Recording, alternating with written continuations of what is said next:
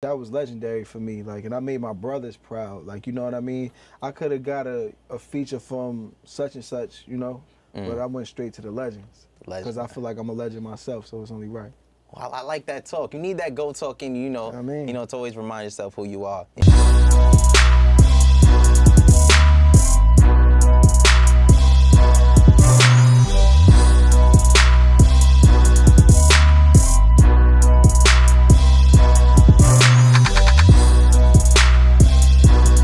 What's up, guys? Welcome to Kick Back and Chill. I'm your host, DNYC, and we the only show where you can kick back, relax, and have some fun on this Friday afternoon in Midtown, New York City. I know you guys miss us. I'm super excited to be back in action after a long hiatus of 6 months as we were transitioning into a no studio, but that's okay. We got brand new people, brand new episodes, brand new technology, a whole brand new vibe. But you know what? I can show you better than I can tell you, and I'm ready to bring out my first guest. He's an artist from Irvington, New Jersey, with his latest singles at Summertime and Hoodies, Young Boy, not to mention it's a 2-year anniversary of Government Name.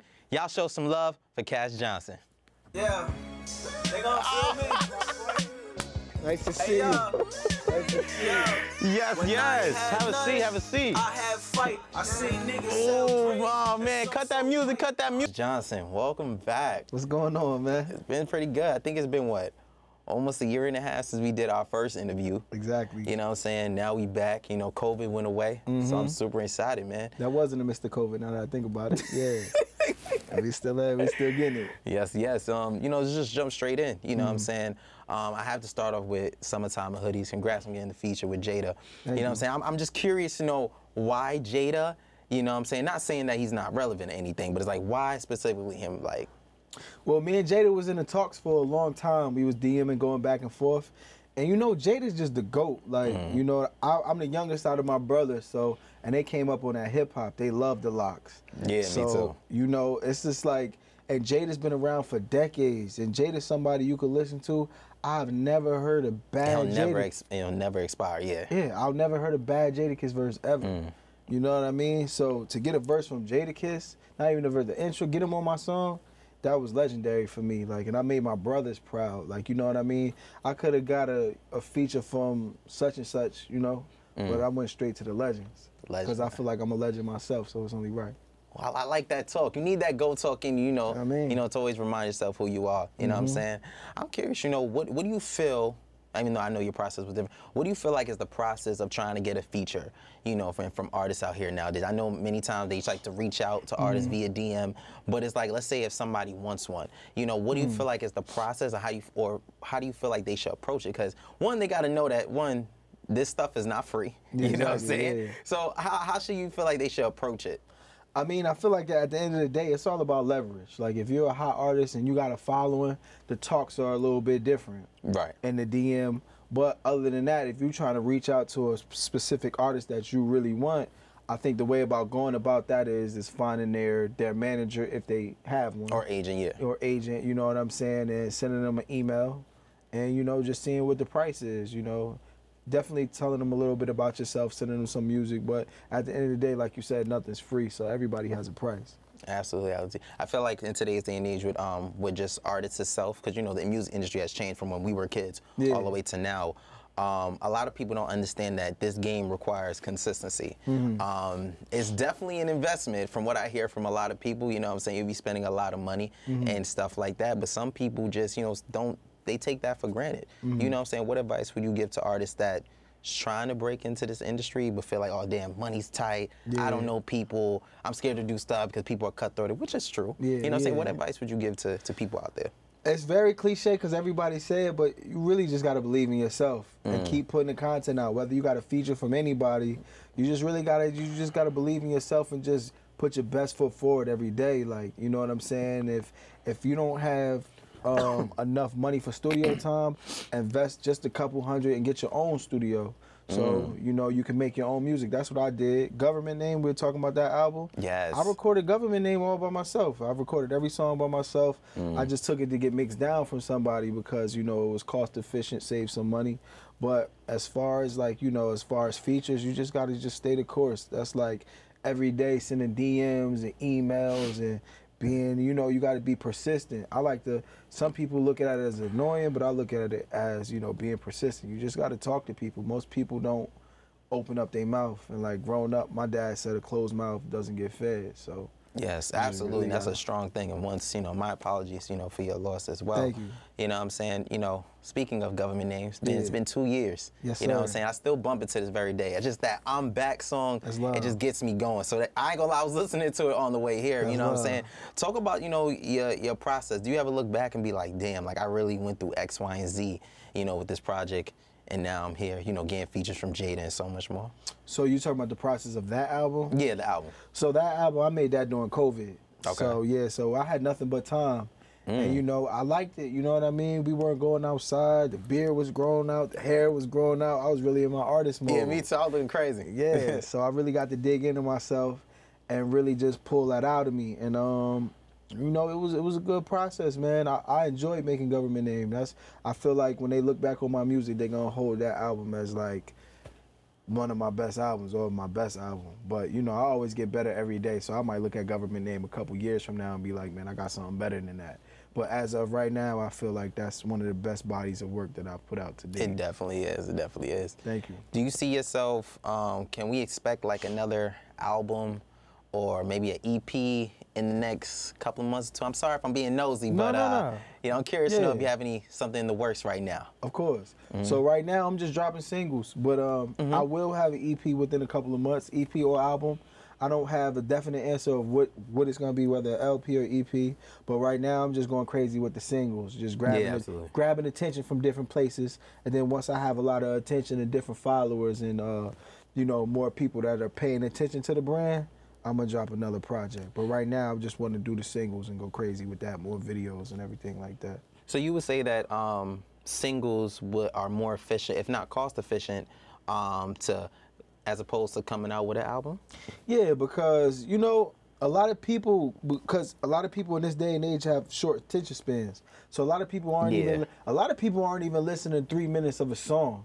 So if they're not listening, really, if they're not listening to 3 minutes of a song, who's really sitting down and listening to a whole album? Unless you have that, unless you have that core base already, who's like, oh, he's putting out an album, I'm invested in that. I'm gonna sit down and listen to that. And my followers and fans, quote unquote, supporters, they are invested in me and they'll listen to my bodies of work. But right now, I'm just trying to capture everybody and trying to, bloom into a megastar. I really like that.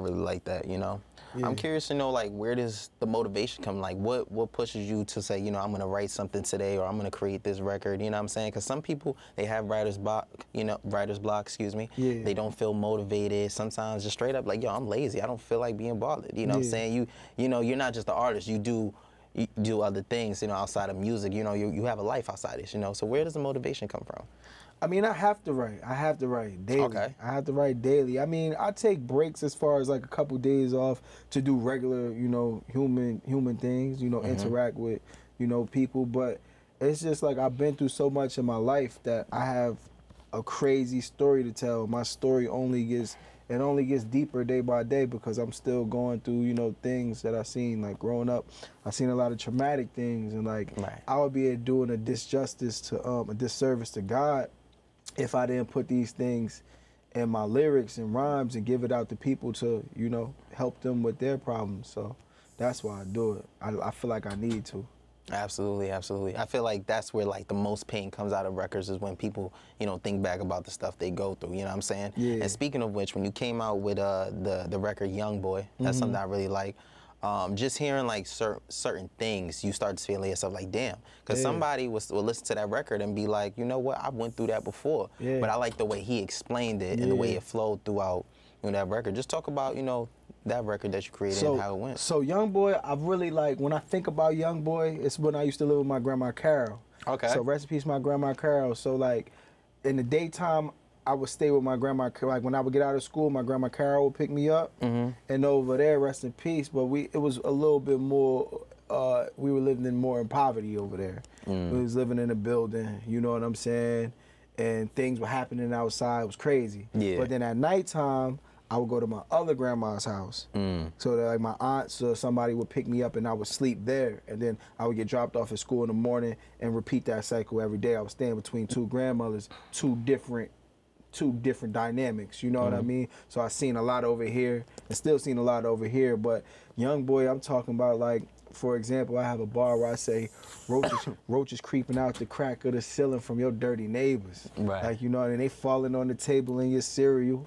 Helicopters got an aerial view of this madness. Like, you know what I'm saying? Like, like when we grew up, my grandma kept the house spotless, but the people upstairs didn't. Yeah. So their problems became our problems. Like, right. So I remember some nights where roaches was crawling out by the hundreds on the wall. My grandma going to war with them with a broom, smacking them. You know what I mean? I'm like this big, scared as I don't know what. But yeah, so it's like stories like that. Yeah, I'm sorry. I got to throw on the spot. I know we got Lime in the building. Major shout out to Lime. You know what I'm saying? I know she in the building. You know what I'm saying? You guys have a few records together. Y'all did something called Double G's. You know what I'm saying? Yeah. How was that process? Because it seemed like you guys were just having fun. I loved her verse. You know what I'm saying? Just talk about how you guys, you know, work together and her success as an artist. We was just locked in the studio. It was at my man Icy's studio up in Jersey. Okay. And we was just really just, you know, just in there like as a collective. Everybody just, you know, flowing with ideas and stuff like that. And that beat came on. They had already wrote to it. I came to that studio session a little later. So they had already wrote to it, and then they had went out to go get vegan or Chipotle, whatever they went to do. They got some weird stuff. She's a vegan, don't do that. Yeah, she a vegan, but they was on the vegan wave too. No offense to that. But yeah, they was doing that. And then I wrote my verse while everybody was going. I think Lon might have still been in the studio. I think it was me and her, and everybody went to go get food, right?